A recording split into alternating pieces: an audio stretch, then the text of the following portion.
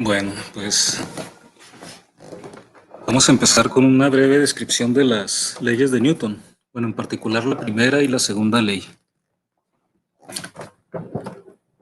Hasta antes de este tema, hemos visto la cinemática, que estudia el movimiento de los objetos idealizados como partículas, como objetos que no tienen dimensiones, como si tuvieran la masa concentrada en un punto. Pero todo el tipo de movimiento que hemos estudiado hasta ahora ha sido de forma descriptiva. Es decir, hemos explicado cómo se mueven los objetos sin atender las causas. Nunca nos hemos referido a qué es lo que produce el movimiento. Simplemente hemos estado pensando en partículas que se mueven de cierta manera predeterminada, pero no nos estamos enfocando en el ambiente, qué es lo que está produciendo ese tipo de movimiento particular que pueda tener. En las leyes de Newton ya nos empezamos a ocupar de la dinámica. En la dinámica, a diferencia de la cinemática, nos preocupamos por las causas que originan el movimiento o cambio de movimiento. Entonces, las leyes de Newton tienen que ver con las fuerzas, con el concepto de fuerza. Y nosotros tenemos intuitivamente una idea de lo que es una fuerza. Sabemos que si jalamos un resorte, el resorte se estira y sabemos que estamos aplicando una fuerza. De la misma manera, si tenemos un tipo de carrito, en esos que acarreamos mandado o como aparece aquí, ¿no? Que llevan a un niño, la mujer está aplicando una fuerza a través de la cuerda y entonces esa fuerza es la que produce el movimiento del carrito. Un jugador de fútbol americano está pateando aquí un balón. El movimiento del balón se origina porque con el pie el jugador le está aplicando una fuerza al balón. Entonces, en estas tres fuerzas que tenemos aquí, estamos viendo casos de lo que se conoce como fuerzas de contacto. Es decir, lo que produce la fuerza y el objeto sobre el que se produce la fuerza entran en contacto físico directo. Entonces aquí para jalar el resorte, la mano tuvo que hacer contacto con el resorte. La mujer aquí tiene que hacer contacto con la cuerda que está jalando a la vez al carrito. Entonces la mujer tiene contacto con la cuerda y la cuerda tiene contacto con el carrito. Y el jugador de fútbol hace contacto con el balón para aplicar las fuerzas. No siempre es así. Por ejemplo, aquí aparecen tres situaciones donde no hay contacto y sí hay interacción. Entonces hay una fuerza también. Por ejemplo, aquí hay dos masas. Estas dos masas no necesitan hacer contacto directo para que se establezca una fuerza gravitacional. Nosotros estamos sobre la superficie de la Tierra y si estamos en contacto con la Tierra o no, eso no importa para la fuerza gravitacional. De todas formas, la Tierra nos está atrayendo. Entonces, esa es una fuerza que se conoce como fuerza de campo o fuerza a distancia. No es la única en la naturaleza, también las fuerzas eléctricas son fuerzas de campo, fuerzas a distancia. Dos cargas eléctricas se pueden mantener en interacción atractiva o repulsiva, aunque no estén en contacto directo, ¿no? Ese es otro ejemplo, la fuerza eléctrica de fuerzas a distancia. Y la fuerza magnética también.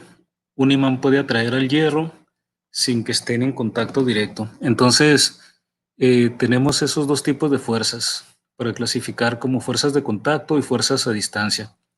Bueno, noten que aquí nunca he dicho todavía que es una fuerza, ¿no? Simplemente estoy suponiendo que todos tenemos una idea intuitiva de lo que es una fuerza, pero tenemos que dar una definición formal que nos sirva desde el punto de vista de la física, ¿no? Hay conceptos de los que tenemos una idea de qué se trata en el lenguaje cotidiano. Y para el lenguaje cotidiano, pues tener esa idea es suficiente, pero acuérdense que para la ciencia y la ingeniería se tiene que tener una definición que sea útil cuantitativamente, ¿no? Que nos permita medir. Entonces, hasta aquí vamos a dejar esto como intuitivo y luego vamos a llegar a una definición formal de lo que es la fuerza. Baste en este momento darnos cuenta que la idea de que tenemos nosotros de lo que pasa cuando aplicamos alguna fuerza es que producimos movimiento. Entonces, ya sean por contacto o a distancia, Otros ejemplos de fuerzas a distancia, pues es la Luna que está orbitando alrededor de la Tierra, o nosotros mismos, el Sol, alrededor de, bueno, la Tierra alrededor del Sol. Y, y a nivel cósmico, pues las galaxias se están expandiendo, se están moviendo en el espacio. Esas son fuerzas también, en mucho gravitacionales principalmente, ¿no? Las propiedades de los materiales están controladas por las fuerzas eléctricas. La dureza de un material o qué tan blando es, si es un fluido o es un sólido, queda determinado por las fuerzas eléctricas y son fuerzas a distancia. Ahora, para los fines del curso, vamos a suponer que existen estos dos tipos de fuerza, fuerzas de contacto y fuerzas a distancia o fuerzas de campo. Estrictamente hablando, todas las fuerzas de la naturaleza en realidad son de campo o a distancia.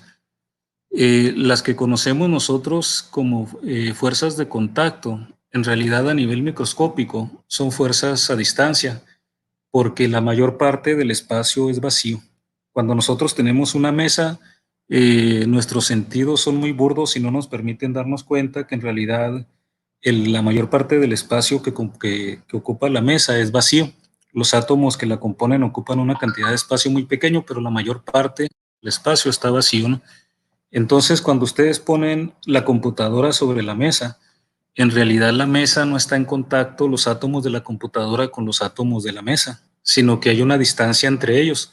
Las fuerzas eléctricas, cuando los átomos se acercan a nivel microscópico, se repelen por fuerzas eléctricas y entonces en realidad no están en contacto estrictamente hablando, ¿no? Pero para los fines del curso podemos considerar que sí. Y entonces, hasta el límite de la física clásica los podemos clasificar en esos dos, ¿no?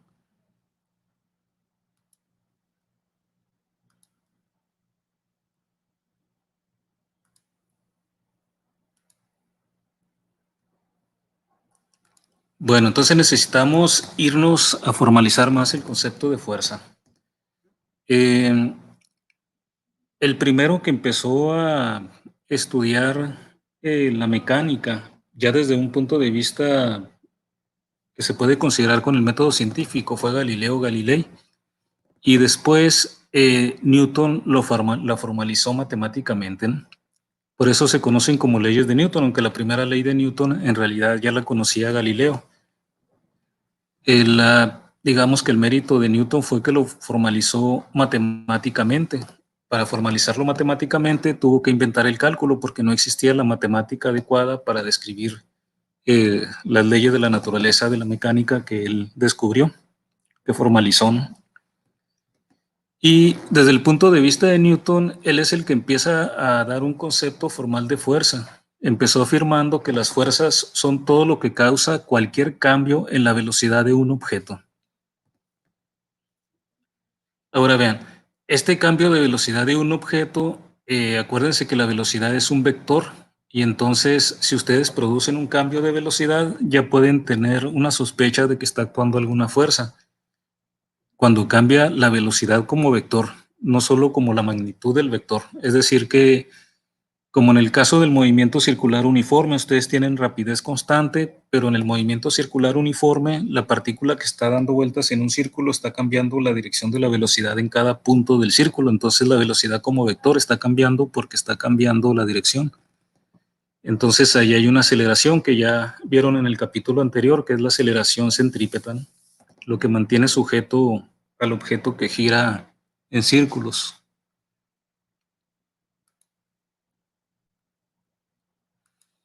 Les decía que la primera ley de Newton en realidad fue descubierta por Galileo Galilei.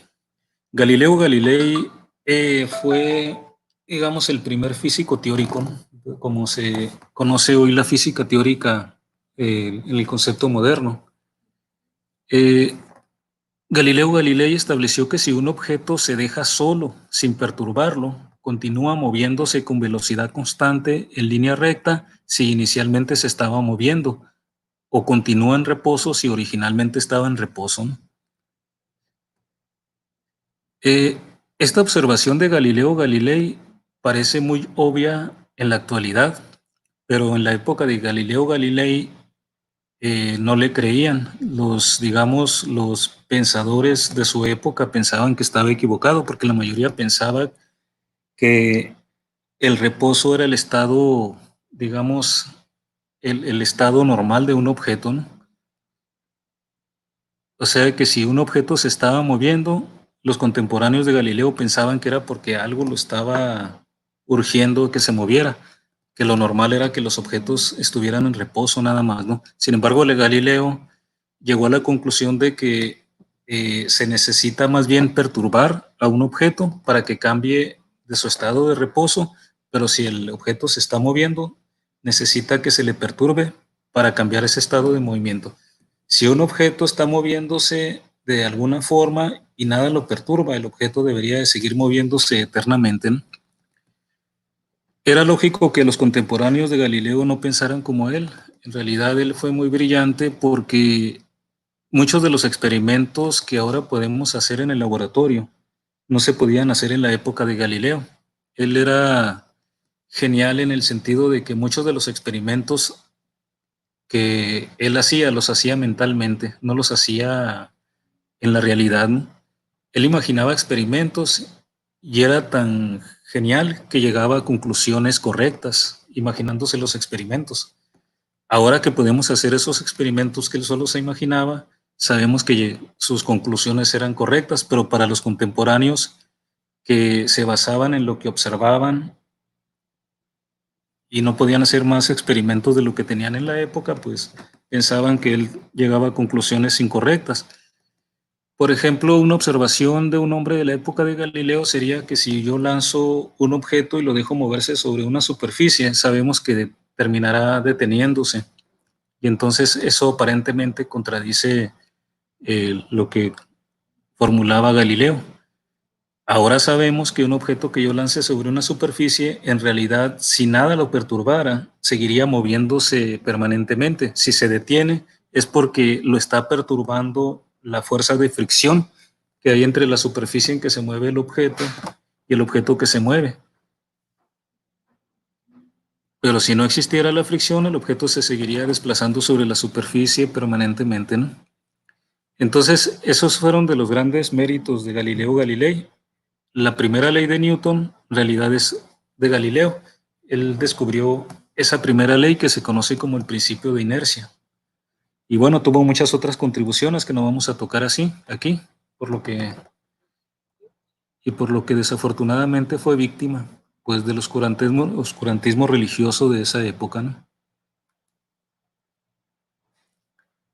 Ya formulado más formalmente ese mismo principio de Galileo, el principio de inercia, un poco más formalmente, desde el punto de vista de Newton, es que en ausencia de fuerzas externas y cuando se ve desde un marco de referencia inercial, un objeto en reposo se mantiene en reposo y un objeto en movimiento continuará moviéndose con una velocidad constante, es decir, con una rapidez constante en línea recta, ¿no?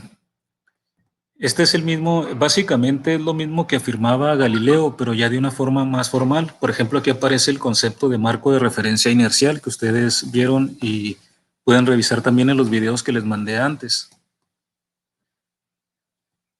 Y, y de esto se deriva entonces que cuando ninguna fuerza actúa sobre un objeto, su aceleración es cero. De la cinemática nosotros ya sabemos que la aceleración tiene que ver con cambios de velocidad. Y entonces, si la aceleración es cero, no hay cambio de velocidad. La primera ley de Newton entonces afirma básicamente que cuando no actúa ninguna fuerza sobre un objeto, su aceleración es cero. Aquí hay que hacer algunas observaciones adicionales. La primera ley de Newton se refiere a una fuerza que actúa sobre un objeto. Realmente esta fuerza tiene que ser tomada como la fuerza neta que actúa sobre el objeto o fuerzas externas, no internas. Por ejemplo, una pelota de béisbol está compuesta de átomos y ahí puede haber interacción, pueden estar pasando cosas a nivel microscópico dentro de la pelota, pero las leyes de Newton no están tomando en cuenta eso para el movimiento, sino las fuerzas externas al objeto, ¿no? De hecho, vamos a seguir tratando en el capítulo los objetos como partículas, en donde no nos interesa su estructura, ¿no? Y su forma.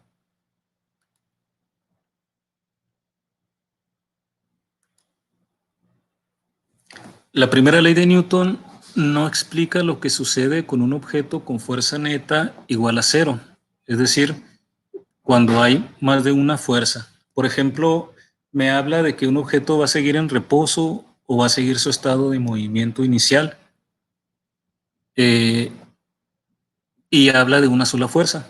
Tenemos que tomar en cuenta entonces que tenemos que pensar cuando analicemos los problemas en las fuerzas totales que actúan sobre el objeto, lo que es una fuerza neta.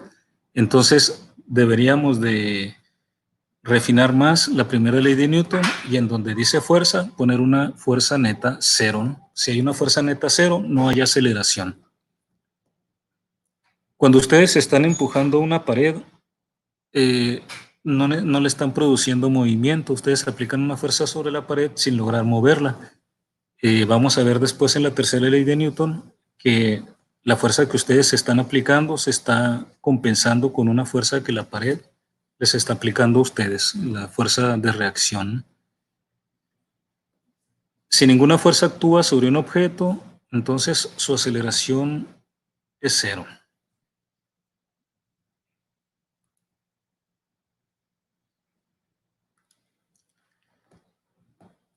Cuando tenemos un objeto que se está moviendo y sabemos que si queremos detener un objeto, si nos lanzan un objeto directo hacia nosotros, si lo queremos detener, va a ser más difícil detenerlo entre más masa tengan, pero también va a ser más difícil detenerlo si tiene más velocidad. Es decir, si yo quiero cambiar el estado de movimiento de un objeto, la dificultad que voy a tener para cambiar ese estado de movimiento del objeto va a depender tanto de la masa que tenga como de su velocidad. Imaginemos una bala. Una bala tiene una masa muy pequeña, pero si disparan una bala con una pistola, la velocidad es muy alta. Entonces, la dificultad para detener la bala no se debe tanto a su masa, sino a la velocidad. Si me lanzan una bola de plomo, aunque la lancen muy despacio, también va a ser difícil detenerla o cambiar su estado de movimiento, no tanto por su velocidad, sino por su masa. Entonces, vean, eh, la primera ley de Newton me dice que las fuerzas tienen que ver con el cambio de estados de movimiento. Y yo sé que la dificultad para cambiar un estado de movimiento va a depender tanto de la masa como de la velocidad de los objetos.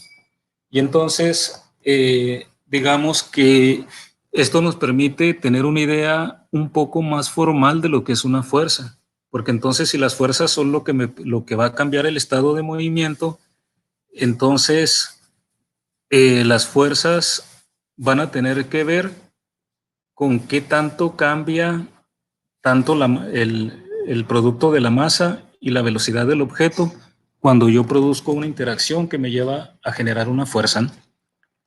Eso lo veo por los que le acabo de decir, que yo sé que para cambiar el estado de movimiento depende tanto de la masa como de la velocidad.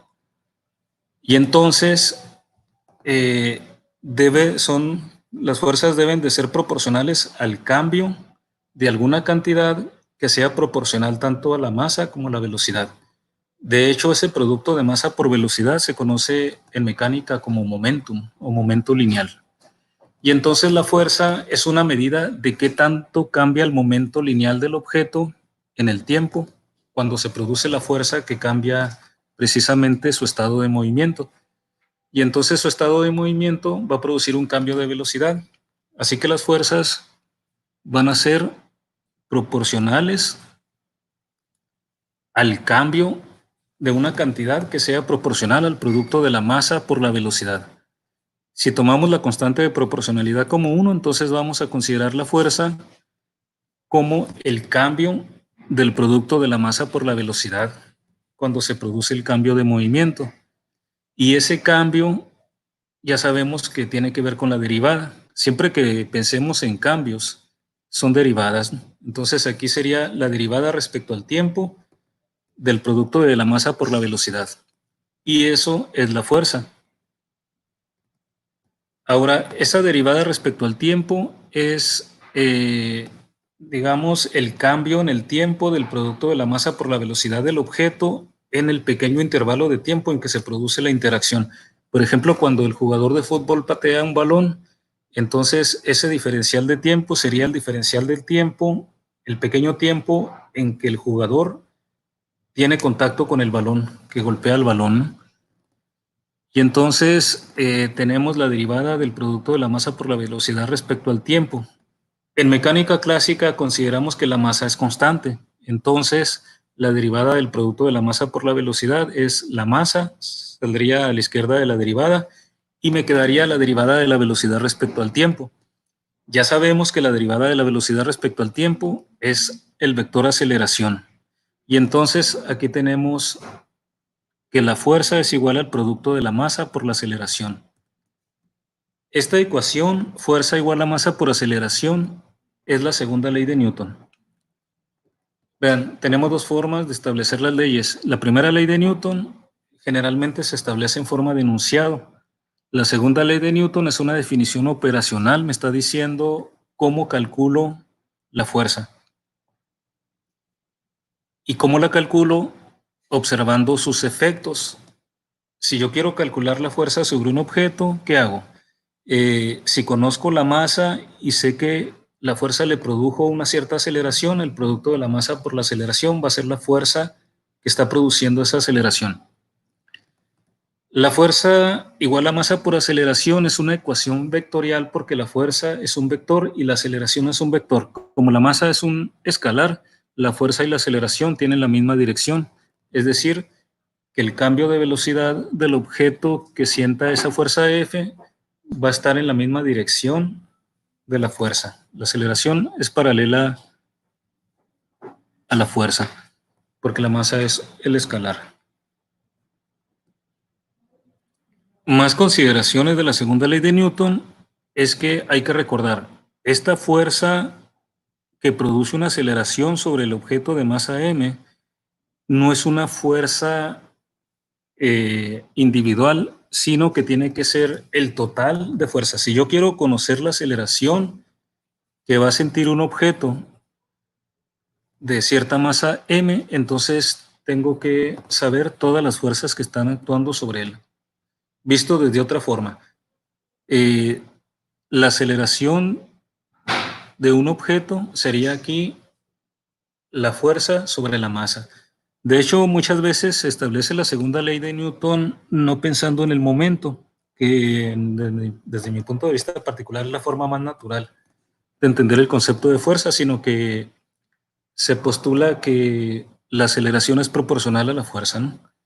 Que eso ya sería una consecuencia porque de aquí podemos despejar la aceleración igual a fuerza sobre masa y entonces vemos que entre más grande sea la fuerza, la aceleración va a ser mayor y entre más grande sea la masa, la aceleración va a ser menor, ¿no? Si despejamos de aquí, aceleración es igual a fuerza sobre masa. Entonces la aceleración aumenta con la fuerza y disminuye con la masa. Y entonces aquí tenemos lo que ya sabemos de nuestra experiencia cotidiana, los objetos más grandes, de más masa, bueno, no más grandes, ¿no? De más masa, si les aplicamos la misma fuerza, se van a acelerar menos entre más masa tengan. Si tenemos dos objetos con la misma masa, se va a acelerar más el que sienta una fuerza más grande, ¿no?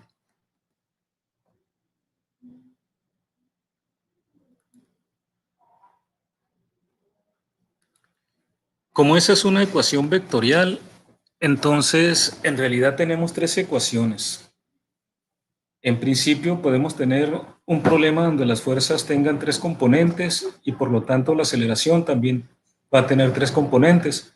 En ese caso vamos a tener, como en la cinemática, cuando estamos hablando de movimiento en dos o tres dimensiones, tenemos dos o tres componentes. Entonces aquí tendríamos tres problemas que tendrían que analizarse por separado. Se tendría que analizar un problema en cada dirección. Aquí ya tenemos la expresión de la segunda ley de Newton de una forma más completa, ¿no? El producto de la masa por la aceleración es igual a la suma de todas las fuerzas que estén actuando sobre el objeto. Entonces, cuando se resuelven problemas de la segunda ley de Newton, es importante, de hecho siempre el primer paso que vamos a hacer es identificar todas las fuerzas que están actuando sobre el objeto. Si se nos pasa alguna de las fuerzas que están actuando, entonces no vamos a poder llegar a una solución correcta, ¿no? Como ecuación vectorial, entonces vamos a tener esta misma ecuación, pero en cada una de las direcciones. Así que vamos a tener que la suma de todas las fuerzas en X me va a dar el producto de la masa por la componente de la aceleración en la dirección X y así también para la dirección Y y para la dirección Z.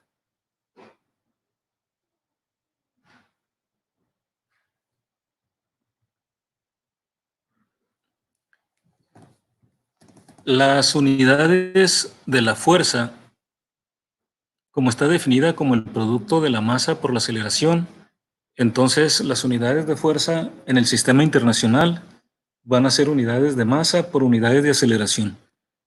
En el sistema internacional la masa está en kilogramos y la aceleración, recordemos que es en metros sobre segundo al cuadrado. Por lo tanto, las unidades de fuerza en el sistema internacional van a ser 1 kilogramo metro sobre segundo al cuadrado. Y esa es la definición de un newton. El newton como fuerza sería la fuerza que si la aplicamos a una masa de 1 kilogramo, le va a proporcionar una aceleración de 1 metro sobre segundo al cuadrado.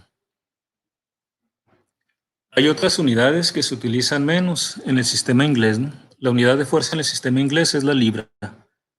Y la libra es un slug por pie sobre segundo al cuadrado. El slug es la unidad de masa en el sistema inglés, ¿no?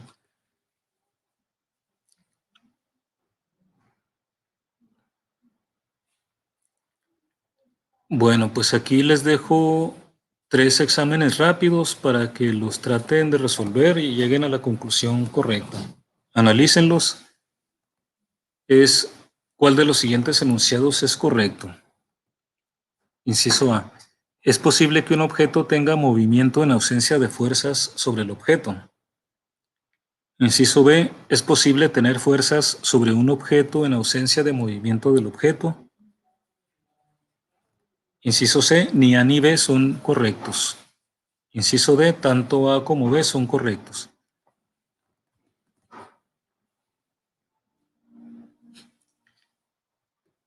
El inciso correcto es el A. Traten de entender por qué. Ahí mediten un poco.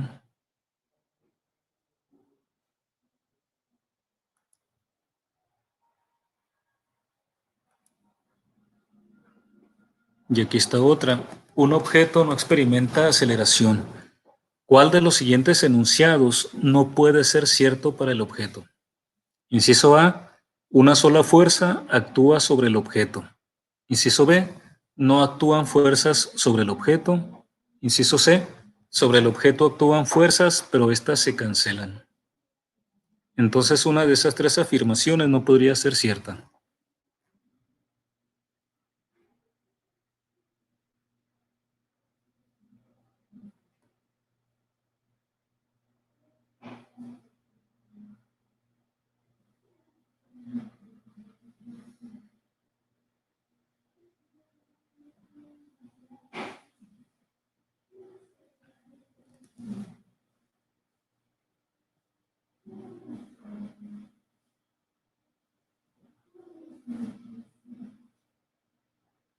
Bueno, entonces ahí revisen este y pueden preguntarme ahí por el canal de Telegram a qué conclusión llegan. Yo les digo si es correcto o no. Y este es el tercero. Usted empuja un objeto al inicio en reposo a través de un piso sin fricción con una fuerza constante durante un intervalo de tiempo delta t, lo que resulta en una rapidez final de v para el objeto. Luego repite el experimento, pero con una fuerza que es el doble de grande. La pregunta es, ¿qué intervalo de tiempo se requiere ahora para alcanzar la misma rapidez final? Las opciones son 4 veces el intervalo de tiempo, 2 veces el intervalo de tiempo, el mismo intervalo de tiempo, la mitad del intervalo de tiempo, o la cuarta parte del intervalo de tiempo. Bueno, se las dejo para que esto lo piensen y pueden enviarme ahí sus respuestas por la plataforma. Ahí les puedo contestar si está correcto o no. Bueno, entonces eso es la parte cualitativa de las leyes de Newton para complementar la lectura del texto. Después les voy a enviar material para analizar algún problema particular, sobre todo para ver el concepto de diagrama de fuerza, diagrama de cuerpo libre. Adelantando un poco, el diagrama de cuerpo libre va a ser un dibujo, un diagrama donde nosotros vamos a identificar todas las fuerzas que están actuando sobre un objeto.